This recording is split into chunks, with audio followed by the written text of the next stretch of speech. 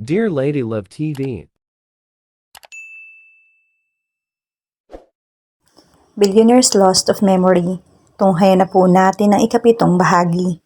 Sana nga, mabilis na bumalik ang alaala ko, Dina. Sabi ni Jack habang naglalakad sila sa tabing dagat. Nakapagitna sa kanila si Jade na nakahawak pa sa kamay nila. Paminsan-minsan nagalambitin pa ito sa kanilang mga kamay. You're improving, Jack. Kanina, credit card yung ibinayad mo sa restaurant. Nag-aalala ako dahil baka magkaroon ng problema. Pero mabilis kang pumirma. And it was exactly your signature. Hindi ka na nag-isip kung anong perma ang gagawin mo. Hindi ba't magandang sign yun? Ngumiti si Jack. Oo, at gusto ko talagang makaalala.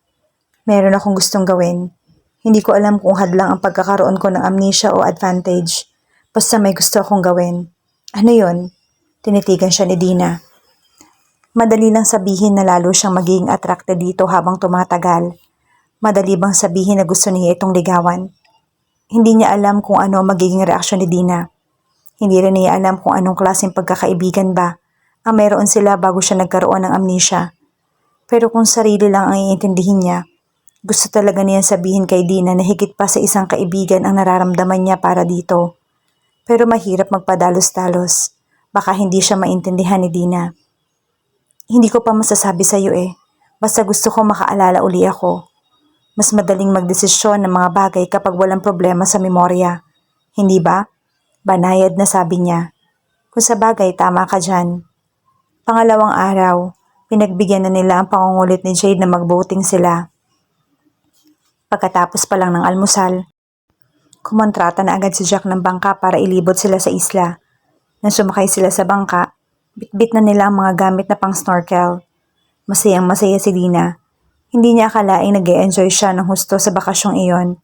Iba talaga ang hatid ng kaligayahan ni Jade sa buhay niya. Kahit may mga pagkakataong naaasiwa siya. Sa ilang pagtitingin na nila ni Jack, sa kabuuan, masaya pa rin siya. Gusto niya mag-enjoy pa sa bakasyong iyon, kaya isinantabi na lamang niya ang pag-a-analyze sa nagiging sitwasyon nila ni Jack. Pero kapag naiisip naman niya, hindi na rin niya maiwasang mapangiti. They had been friends for years. Kahit kailan, talagang magkaibigan ang turingan nila sa isa't isa. Para kay Dina, higit pa nga sa isang kaibigan si Jack. Para na rin niyang kapatid ito. Pero higit pa sa kaibigan at kapatid ang nararamdaman niya ngayon sa turingan nila ni Jack sa isa't isa. Pero ayaw niya magbigay ng interpretasyon dahil baka magkamali lang siya. Isa pa, ayaw niya mapagsabihan siya ni Jack na malisyosa. Kaya mabuti pang manahimik na lamang at patuloy na ipagpalagay na magkaibigan lang sila.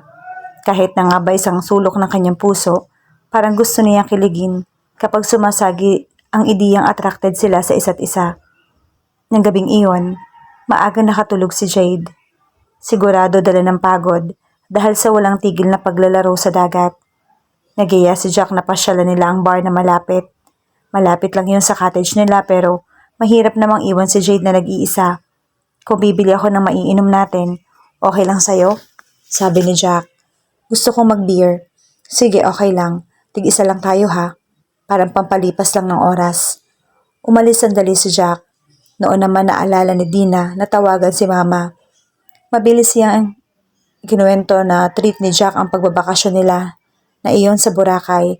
Binabanggit din niya ang tungkol sa pagkakaroon ng amnesia ng binata. Pumalatak si Mama. Bakit naman nangyari pa yon? Aksidente nga po, nadulas eh. Ipina-check up ko na agad. Wala namang ibang problemang nakita. Yun nga lang, amnesia. Pero may naalala naman siya paminsan-minsan. Sana nga gumaling na siya agad.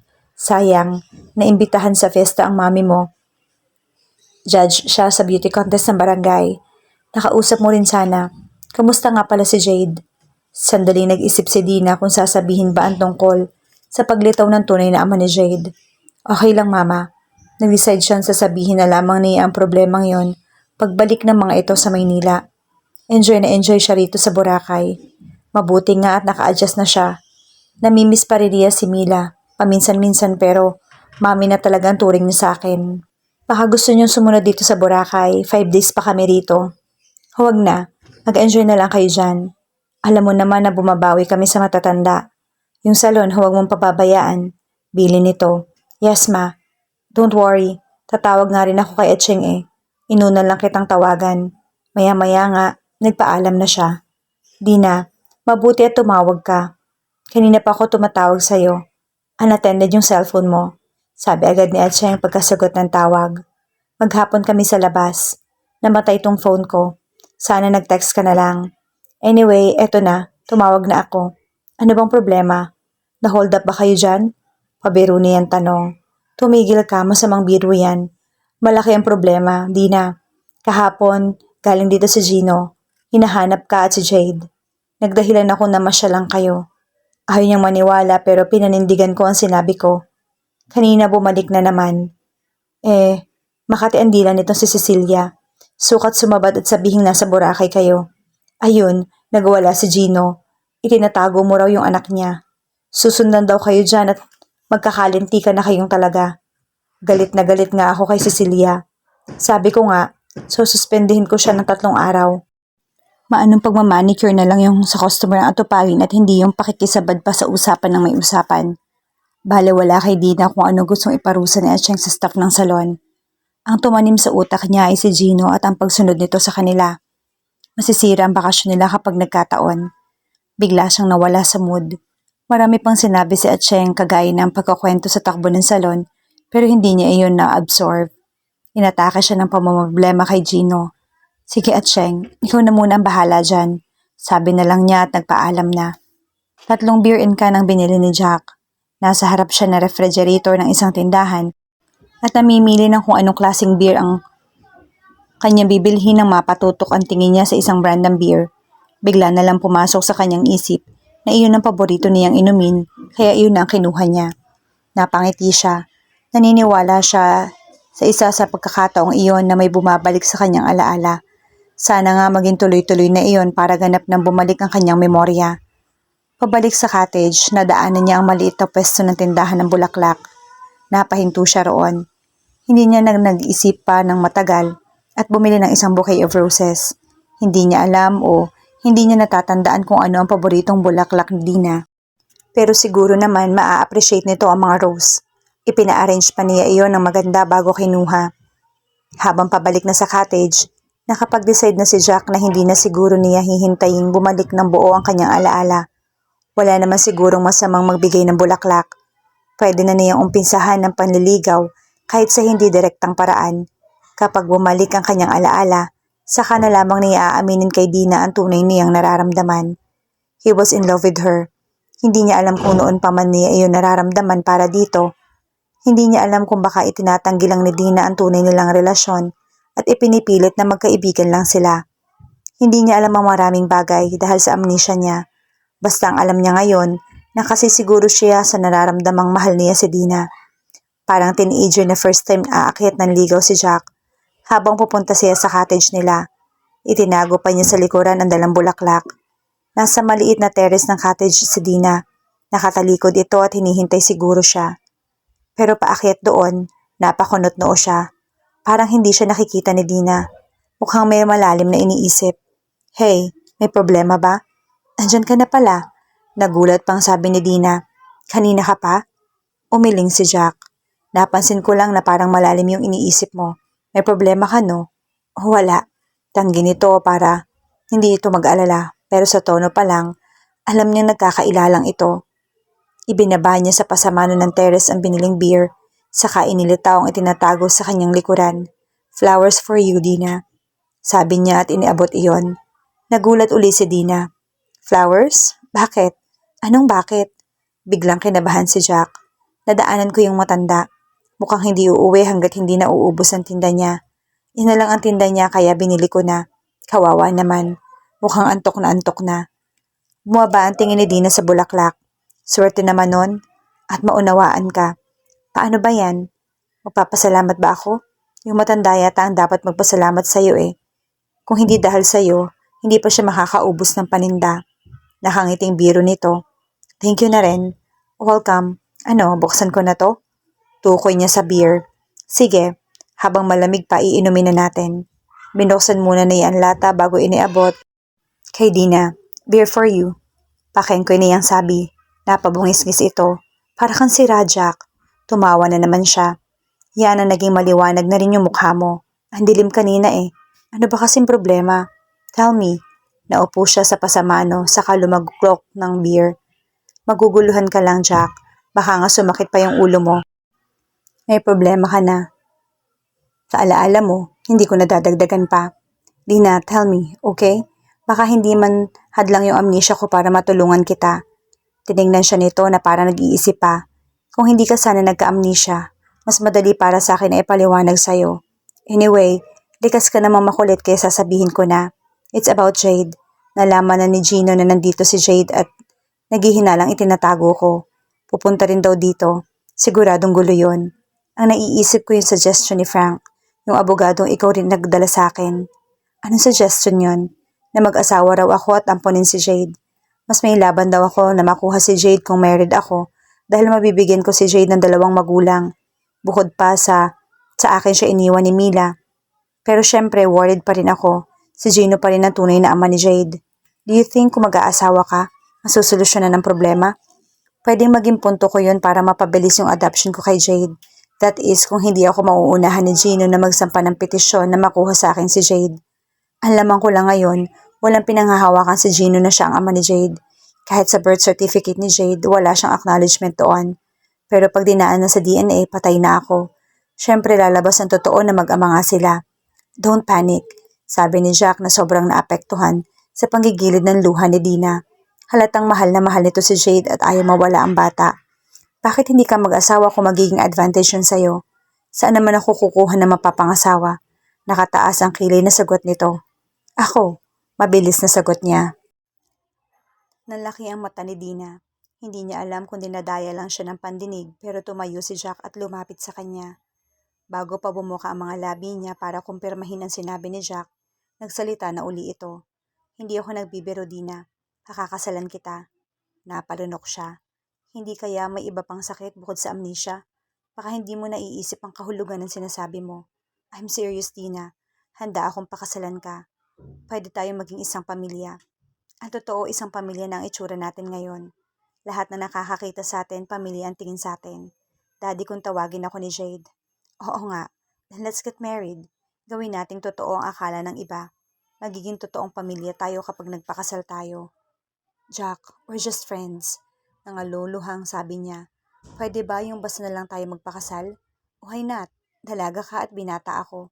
Ikaw na ang may sabi na wala akong girlfriend. And you know what? Bago tayo dumating dito, tinutukso pa ako ni Atcheng na baka ma-develop tayo sa isa't isa sa lugar na to. Napanganga si Dina. Don't tell me magpapakasal lang tayo dahil sa tinukso ka ni Atcheng tungkol sa ating dalawa. We've always been just friends from the start. Pwede nating tawirin ang hangganan ng pagiging magkaibigan sa mas malalim na relasyon, Dina. Just like that. Just like that. Napamaang uli si Dina. Hindi makaisip ng sasabihin kaya pumasok na lang siya sa cottage. Hindi niya alam kung saan magsisimula ng iisipin. Namomroblema na nga siya sa bantang pagsunod sa kanila ni Gino at posibleng panggugulo nito. Namomroblema pa rin siya ngayon sa alok ni Jack. Oo nga at seryoso si Jack base sa tono nito. Pero hindi siya nakasisiguro kung totoo sa loob nito iyon. Paano mangyayaring ang daling ialok ni Jack ng ganoon? Magkaibigan lang sila. Napakadakila ba ng pagkakaibigan nila at sasaluhin ni Jack pati problema niya sa lalaking pakakasalan? Nasapon niya ang ulo. Sasakit na yata ang ulo niya sa mga isipin. Pero bigla niyang naisip ang mga nakaraang araw nila ni Jack. Parang iba. Kahit natural lang ang simpleng paghahawakan, alam niya ang pagkakaiba ay sa nararamdaman niya mismo. Bakit parang nagkakaroon ng kakaibang kuryenteng hatid ang pagdidikit ng kanilang mga balat? At bakit ang simpleng pagngiti ni Jack ay nakakakilig? Gusto rin niya ang ideyang pamilya silang tatlo. Worst, naalala niyang kahapon, parang na-attract siya kay Jack. Damn, bakit siya nagkaroon ng attraction dito? Magkaibigan lang sila. Ilang minuto rin ang lumipas bago sumunod sa kanya si Jack. Iniwan mo naman sa labas yung bulaklak na bigay ko sa'yo. Nakokonsensyang sabi nito. Nakaupo si Dina sa gilid ng kama at ibinaba ni Jack ang bulaklak sa harap niya. Bumaba ang tingin niya sa mga bulaklak. Ilang sandaling tinitigan niya iyon. Maya-maya, bumaling siya kay Jack na naupo naman sa kamang tinutulugan nito. Sabihin mo nga sa akin ng totoo, bakit mo ako binigyan ng bulaklak? At huwag mong uulitin yung dahilan mo na naawa ka rin sa nagtitinda. I have feelings na may ibang rason. Siya nga, you have a feeling. Sige, sabihin mo na sa akin kung ano yung feelings na yon. Jack, Babatuhin kita ng unan. Sumagot ka sa akin ng matino. Ngumisi ito. Pikon ka na agad. Bakit naman kasi nagtatanong ka pa? Binigyan ka na't lahat-lahat, ang dami mo pang tanong. Napikon na si Dina. Tumayo siya para lumapit kay Jack. Bakit mo ako binigyan ng bulaklak? Tumingala sa kanya si Jack. Bumuka ang mga labi. Pero sa halip na makakuha siya ng sagot, bigla na lamang siya nitong kinabig at agad na naglapat ang kanilang mga labi. She was too stunned to move. Nagulat siya ng husto na hindi niya alam kung ano ang uunahin, ang mag-isip o ang makiramdam. Siguro mas maunang gumana yung kanyang pakiramdam dahil bigla na naman siyang parang nakuryente nang mamalayan niyang gumagalaw na ang mga labi ni Jack sa mga labi niya. At kakaiba ang kuryenteng iyon. Parang mas malakas ang boltahe kaysa sa mga nauna niyang naranasan. Hindi niya malaman kung iiwas siyang lumalalim pa ang halik o gumaganti. Pinili niya ang huli. Hindi dahil sa nag-isip pa siya kundi dahil iyon ang nararamdaman niya. Hindi na matandaan ni Dina kung ano ang pakiramdam ng mahalikan. It had been ages probably. At hindi naman ganoon kasiklab ang halik na pinagsaluhan nila na naging boyfriend niya noon. Ibang-iba ang halik na nararamdaman niya ngayon. Parang may hinihigop. Parang may isang damdaming ginigising sa kanya. I love you, Dina. I love you. She was stunned again. Pero wala na siyang pagkakataon pang mag-isip dahil patuloy siyang hinahalikan ni Jack. The kiss was getting hot and the kiss was getting deep. Parang may inaalam ang lalim ng halik na iyon. At siya, tinatangay at nagpapatangay. I love you, Dina. Muling usal ni Jack. Hindi siya sumagot. Mas gusto niyang namnamin ang halik na pinagsasaluhan nila. Halik na habang tumatagal lalong umiinit. Alam ni Dina ang dahilan. Nang hilahin siya ni Jack at yakapin ng mahigpit. Alam din niya nang maipilalim siya sa katawan nito. Alam din niya naglalakbay sa ibang bahagi ng kanyang katawan ang mga halik ni Jack. At alinman sa ginawa nito, wala siyang pagtutol. Buong puso siyang nagpapaubaya. Bahala na bukas. Bukas na siya mag-iisip ng konsekwensya sa ginawa nila ngayon. Mahal kita, sabi ulit ni Jack.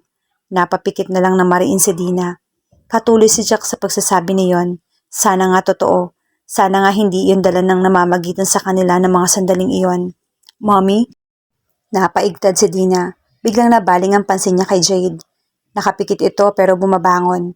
Agad niyang tinulak si Jack. Mabilis niyang nilapitan si Jade. Baby, I'm here. Alo niya at inihiga uli ang bata. Nakatulog naman ito. Pero sapat na ang ilang sandaling pang-istorbo ni Jade sa kanila ni Jack para pagmulat ng mga mata niya sa kasalukuyan. Nahiga siya patagilid at yumakap kay Jade. Dina. Tawag ni Jack. Napapikit siya. Oo nga at natapos na ang momentum pero bakit parang kasing init din ang halik ni Jack ang pagtawag nitong iyon. Dina, alam kong gising ka pa. Sabi nito nang mainip sa hindi niya pagkibo.